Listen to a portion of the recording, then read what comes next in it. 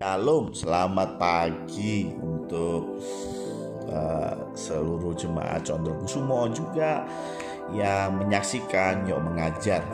Ya, hari ini kita ada di ibadah pagi, doa pagi, dan kita mau tundukkan kepala, kita mau berdoa sebelum kita mendengarkan firman Tuhan. Mari kita berdoa.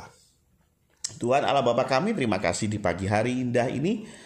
Engkau sudah berkati kami, Engkau bangunkan kami dan berikan kami nafas kehidupan, dan biarlah melalui hari ini kami bisa menjadi berkat bagi orang lain. Sebelum kami mau memulai hari, kami mau mendengarkan renungan firman Tuhan, dan biarlah firman ini menguatkan kami. Terima kasih Tuhan, hanya di dalam nama Tuhan Yesus Kristus kami siap mendengarkan firman-Mu. Amin. Ya, Bapak Ibu sekalian, renungan pada pagi hari ini saya ambil dari saat teduh saya tadi pagi, yaitu 2 Tawarikh pasal yang ke-33. Saya lupa, kayaknya 2 hari yang lalu saya bicara tentang satu raja namanya Raja Hizkia, ya, yang luar biasa. Dia dikasih mujizat yang banyak, ya, paling nggak 2 yang tercatat di Alkitab. Dia diloloskan dari musuhnya Sanherib, dan juga dia diperpanjang usianya, ya, Raja Hizkia. Nah, sekarang kita masuk ke Raja Manasye. Siapa Raja Manasye? Raja Manasye tidak lain dan tidak bukan anak daripada Raja Hizkia. Tapi yang menarik, ya, Raja Manasye ini tidak seperti ayahnya. Ayat yang kedua, ya, 2 Tawarikh 33 ayat yang kedua. Ia melakukan apa yang jahat di mata Tuhan, ya, sesuai dengan perbuatan keji bangsa-bangsa yang telah dihalaukan Tuhan dari depan orang Israel.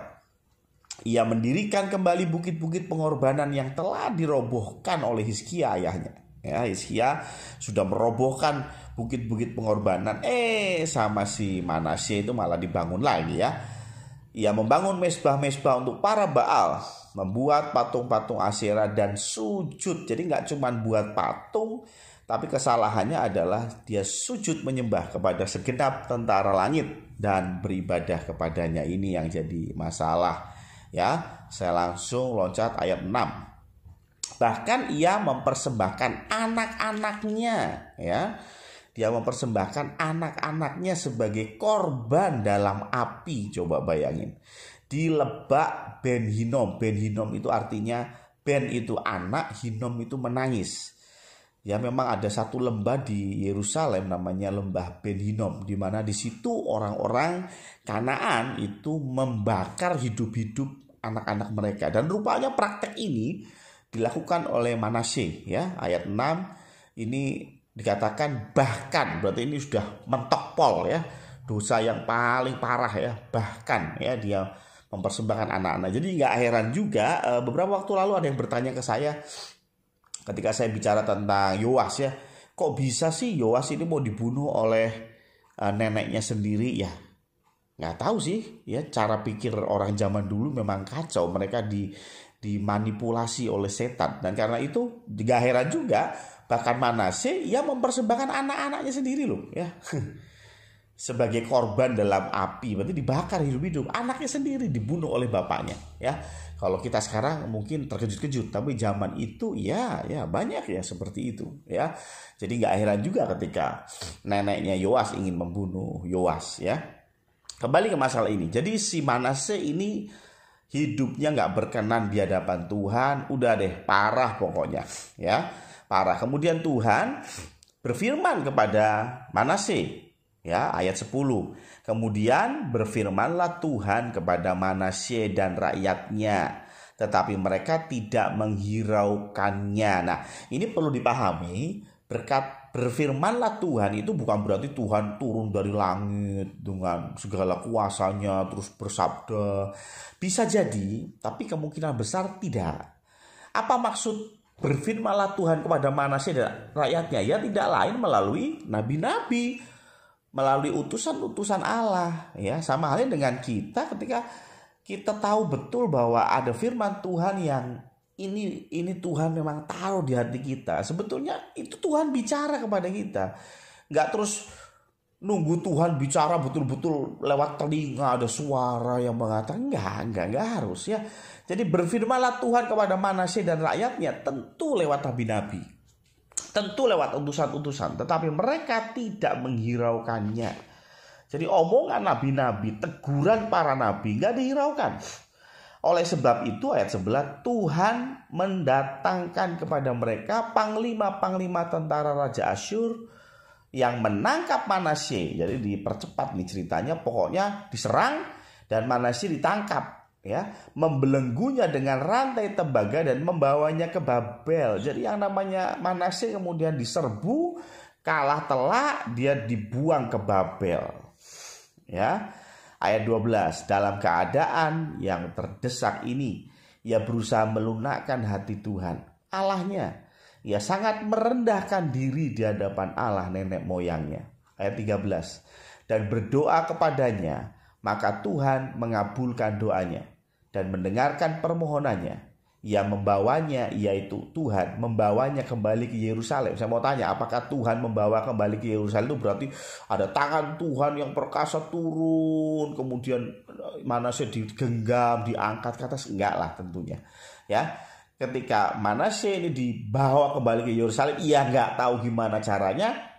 Tuhan kasih kemudahan sehingga Manasye bisa dibebaskan. Ya, sama seperti ketika orang Israel dibuang 70 tahun di Babel, nggak tahu gimana caranya. Tuhan kasih kelembutan kepada hati raja sehingga raja membolehkan orang Israel pulang kembali ke bangsa, ke tanah airnya. Ya, jadi artinya nggak selalu apa yang kita dengar di dalam Alkitab itu berlaku harafiah ya. Jadi ia membawa kembali ke Yerusalem dan memulihkan kedudukannya sebagai raja. Dan Manasye mengakui bahwa Tuhan itu Allah. Nah, kemudian ayat-ayat berikutnya kita bisa lihat bagaimana hidup Manasye betul-betul berubah. Hidup Manasye betul-betul dipulihkan Tuhan. Sehingga dia mati pun mati dalam kondisi yang baik ya. Jadi artinya kalau kita belajar dari kisahnya Manasye, dia awalnya hancur, awalnya nggak karu-karuan, walaupun orang tuanya yang namanya Hizkia itu berkenan di hadapan Tuhan. Rupanya nggak ada jaminan orang tua itu baik, anaknya baik ya. Nggak ada jaminan orang tuanya buruk, anaknya buruk. Nah, ini penting ya. Kalau engkau melihat orang tuamu kacau, nggak takut sama Tuhan, engkau harus buktikan bahwa engkau tidak seperti ayahmu. Engkau bisa menjadi orang yang takut akan Tuhan. Ya. Tetapi perlu pengalaman pribadi seperti Manasye supaya dia bisa mengenal Tuhan lebih dalam. Ya. Dan ada yang banyak berkata begini, aduh, saya tuh udah bejat banget Pak Pendeta, saya udah rusak sekali, saya nggak mungkin diampuni Tuhan. Kata siapa? Bahkan Manasye yang maaf ya, dia mempersembahkan anak-anaknya sebagai korban dalam api, itu kan kacau banget. Binatang aja nggak pernah membunuh anak-anaknya. Dia membunuh sendiri dengan tangannya sendiri. Anak-anaknya dibakar hidup-hidup di Lebak Ben Hinnom. Ya. Dia melakukan ramal. Siapa di antara kita yang suka ngeramal? Ini lagi heboh peramalannya Mbak Yu ya. Telaah dan sihir. Siapa di antara kita yang suka ke orang pintar, suka minta jimat, suka minta nasihat dari mereka, dikasih garam lah, kasih air lah, suruh ditebar di toko kita lah, suruh tebar di pelataran rumah supaya keamanan itu terjaga, supaya COVID gak masuk ya.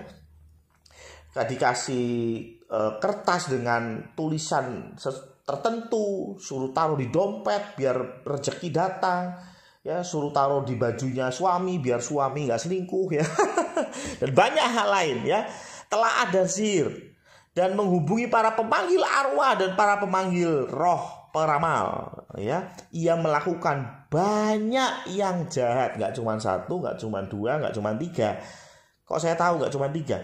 Bahkan Alkitab pun udah males ngitung. Jadi dia tulis apa? Banyak, udahlah gak usah dihitung ya, banyak banget ya.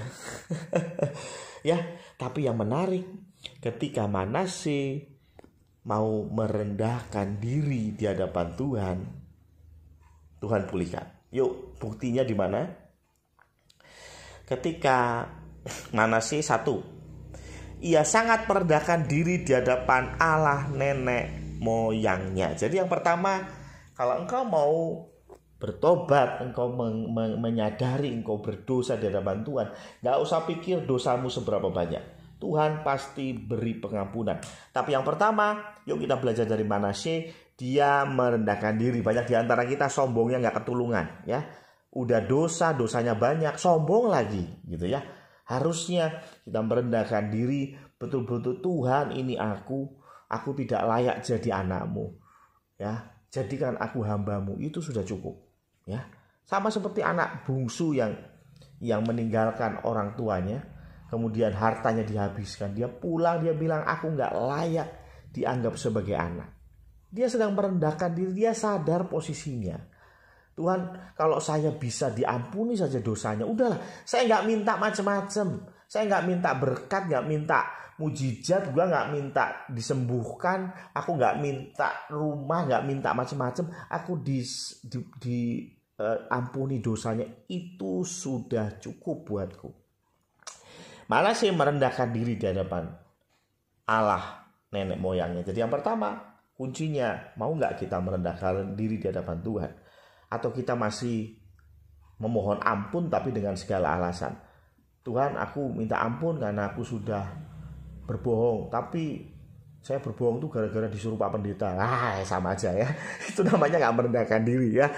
Ya, jadi Anda masih saja memberikan alasan kenapa Anda melakukan dosa. Jadi sudah, Tuhan, aku salah, aku berbohong, titik.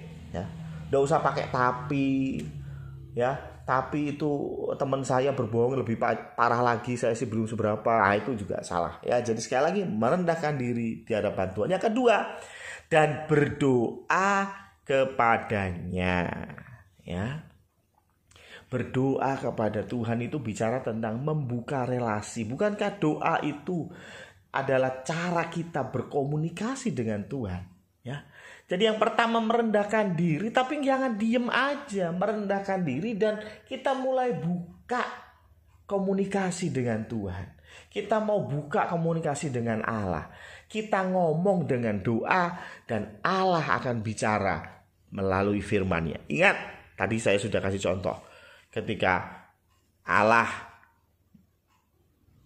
berfirman kepada Manasye dan seluruh orang Israel, bukan berarti Tuhan ngomong langsung, tetapi melalui firman Tuhan, melalui nabinya, ya, melalui pelihat zaman dulu namanya pelihat, ya. Begitu juga ketika Manasye dibawa Tuhan, dikembalikan Tuhan ke Yerusalem, bukan terus Tuhan kirim angin badai kemudian Manasye dengan ajaib atau pindah ke Yerusalem, enggak. Tentu Tuhan lakukan melalui firman-Nya. Karena itu kalau kita mau berdoa di hadapan Tuhan, Tuhan pun akan memberikan kita firman-Nya melalui firman Tuhan. Bacalah firman Tuhan, itulah jawaban doamu. Gak usah nunggu, aduh Tuhan, aku lama berdoa gak dijawab-jawab. Tiap hari aku berdoa gak dijawab-jawab. Ya Anda berdoa doang tapi gak pernah baca firman. Jawabannya itu ada di baca firman. Ya, bacalah firman, Tuhan pasti jawab semua doamu. Ya. Baik itu jawabannya ya, baik itu jawabannya tidak, ataupun jawabannya tunggu. Tapi yang jelas Tuhan pasti mendengar. Dua hal ini dilakukan oleh Manasye, ya. Dan yang ketiga, yang terakhir, ayat 13 masih. Dan Manasye mengakui bahwa Tuhan itu Allah. Apa maksud mengakui? Mengakui itu bukan di hadapan diri sendiri. Mengakui itu di hadapan orang lain, ya. Akuilah Tuhan Allahmu. Jadi jangan sampai kita malu mengakui bahwa Yesus Kristus adalah Tuhan dan Allah kita. Ya, kalau engkau malu mengatakan itu di hadapan manusia, firman Tuhan bilang, maka aku pun akan menyangkal engkau di hadapan Allah. Barang siapa menyangkal aku di hadapan manusia, aku pun akan menyangkal dia di hadapan Allah Bapa. Jadi harus kita mengakui bahwa kita adalah pengikut Kristus. Jangan malu, ya. Jangan malu kalau orang orang Kristen ternyata ya. Jangan malu, kita harus bangga bahwa kita adalah orang-orang yang sudah diselamatkan, ya. Tapi saya malu Pak Pendeta, Karena kalau orang pada tahu saya Kristen, nanti mereka langsung menanya-nanya gitu tentang Kristen, saya nggak bisa jawab. Nah makanya belajar tentang firman Tuhan, makanya ke gereja, dengerin firman sehingga engkau mengerti tentang kekristenan. Jangan hanya Kristen tok, Kristen KTP tok, pakai kalung salib tok, tapi ditanya Trinitas itu artinya apa? Anda nggak tahu. Berarti Anda kurang dalam mempelajari kekristenan. Karena itu, ayo kita jangan malu mengakui bahwa Tuhan itu Allah.